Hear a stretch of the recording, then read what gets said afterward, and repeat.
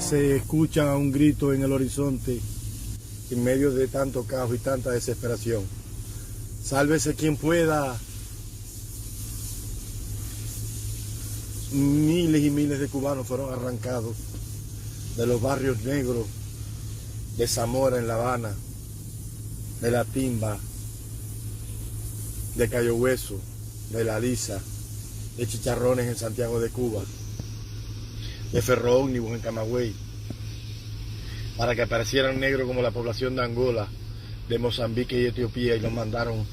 a la guerra de África.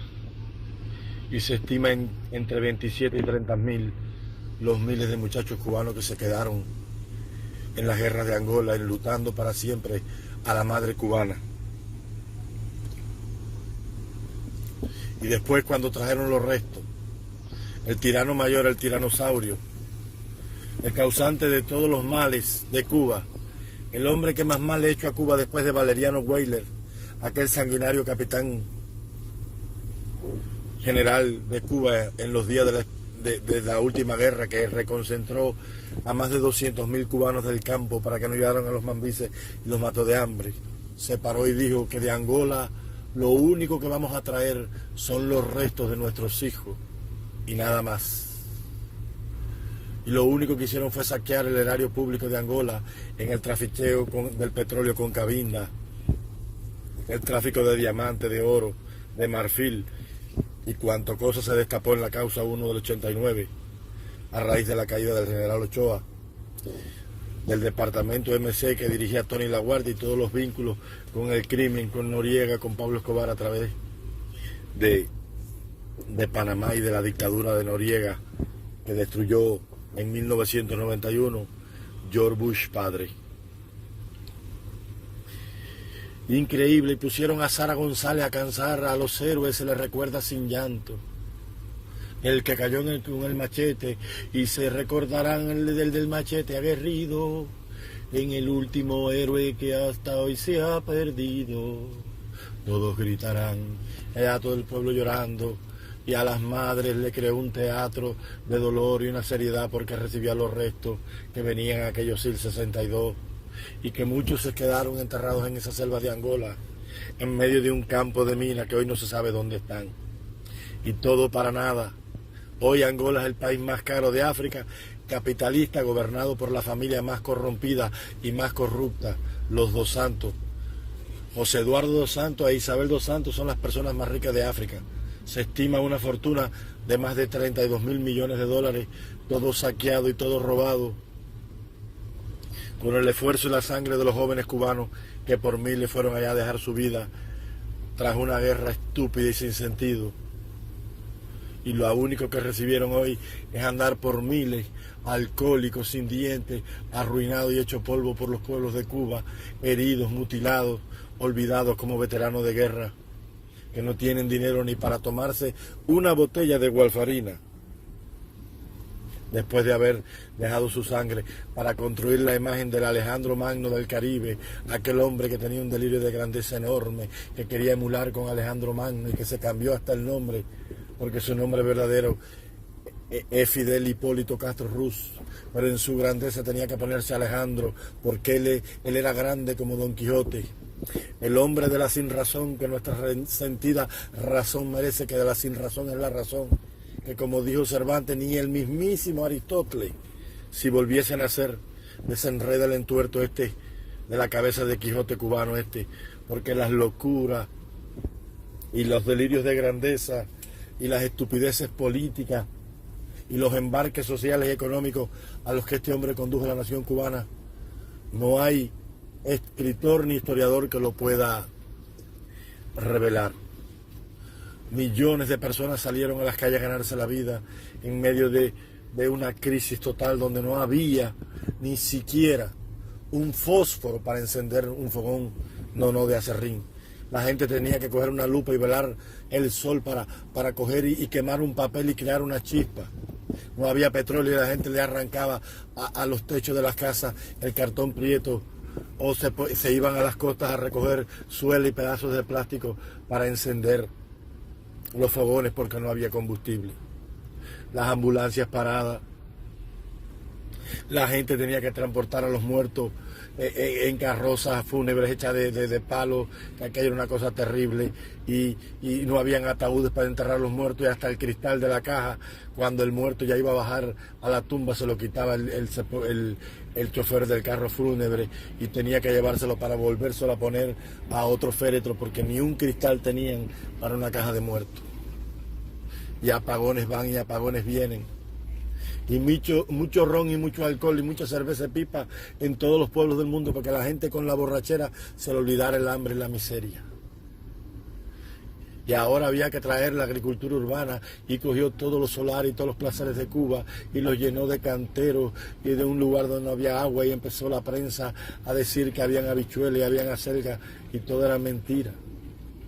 En un país donde hay tanta tierra, no se creó ni en esos años de crisis una política económica para liberar al campesinado, para que la gente tuviera acceso a la comida. El robo proliferó, la trampa, la mentira y la estafa, y miles de personas se lanzaron a vivir una vida de delincuentes, estafando al pueblo, aprovechándose de la necesidad de las personas. Se cogía y se llenaban 30, 40 botellas de ñame blanco y se molían en una batidora, y se le echaba una cucharada de aceite, de manteca de puerco arriba, y llegaban a los barrios y la gente en su desesperación compraban 10, 15, 20 botellas de manteca de puerco a 150 pesos, y al final era una estafa. Lo único que tenía era una cucharada de manteca de puerco, lo demás era ñame molido. Y lo mismo hacían con el jabón, cogían un pedazo de palo de guásima o de ateje, que eran maderas vanas, y las recubrían con una capita de sosa cáustica por arriba, y vendían la pastilla de jabón a 50, a 70 pesos. Y la gente, cuando se ponía a lavar, lo que estaba lavando era con un pedazo de palo. Llegaron a vender todo tipo de cosas. La gente tuvo que comer hasta piscadillo de pasta de lombriz de tierra, porque no tenían una política ni siquiera para producir un pollo. Miles de personas en las presas, en los aliviaderos de los ríos velando, en las crecidas de cuando se botaban las cortinas de las presas, y la gente se caía y se rompía la cabeza en aquellos pedregales con pedacitos de redes, porque ni siquiera una atarraya de vergüenza tenía la gente cogiendo peces. Y eran todos los pueblos de Cuba, miles y miles de tencas, y la peste atenca y el mosquero por todo el país, la gente comiendo tilapia con burro, que era lo único que había cuando aparecía, hirviendo cabeza de pescado para sacar aceite de pescado. Terrible lo que vivió la gente en Cuba. Los niños no tenían juguetes, se acabó el 6 de enero, no hubo más fiesta, no hubo nada, un desastre total. Miles de personas por los pueblos gritando: compro cajitas de reloj, compro relojes rusos, y lo cambiaban por un jaboncito para quitarle el oro y después venderlo. La gente comprando pelo por las calles, y una cosa terrible, una cosa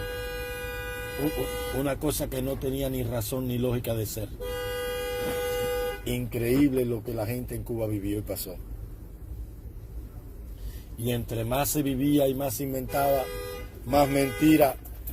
y más mesas redondas y más reafirmaciones revolucionarias y más juramentos de Baraguá y más marchas del pueblo combatiente y más movilizaciones y desfiles por la calle con banderas de la juventud, y todo era mesa redonda, tribuna abierta, batalla de ideas, y en cada lugar de Cuba una tribuna abierta, y hay que devolver a Elian, y hay que devolver a Eliancito, y todos los días Randy contando un cuento de 10 y 15 horas en la mesa redonda, que ahora sí que los vamos a derrotar, y que el imperio, y marcha por el malecón que costaban millones de dólares, y una tribuna abierta en cada municipio del país, y movilizando a miles de personas en los pocos recursos que habían en camiones, como vacas con bandera, y aquello parecía el desfile del Ejército Rojo en la Plaza Roja de Moscú, después de la rendición y la derrota, cuando el Ejército Rojo le entregó a Stalin el día de la victoria todos los estandartes, insignias, banderas y símbolos del imperio nazi derrotado por el ejército soviético. La iglesia se complotó con el tirano, y el cardenal que tuvo la posibilidad de llamar al pueblo de Cuba a las calles para la rebelión en medio de aquella crisis terrible fue a Alemania, En los días que Ratzinger era Benedicto XVI, Joseph Ratzinger era el Papa de la Iglesia Católica, y en la reunión de las Juventudes Católicas en Alemania, cuando se le preguntó al coronel Jaime Lucas Ortega y Alamino, el cardenal de La Habana, que qué pasaba con Cuba, dijo: en Cuba hubo una sola revolución desde 1868 hasta el día de hoy. La comenzaron los mambises y hoy la comanda el comandante de la revolución cubana, Fidel Castro. Hasta para eso tuvieron suerte estos bárbaros. Eso ha sido la desgracia más grande que el pueblo de Cuba ha vivido. Siempre digo y repito, el único grito que se escucha en el cielo, en medio de tanto caos y tanta rapiña, es: ¿hasta cuándo es el comunismo? En este miserable sálvese quien pueda.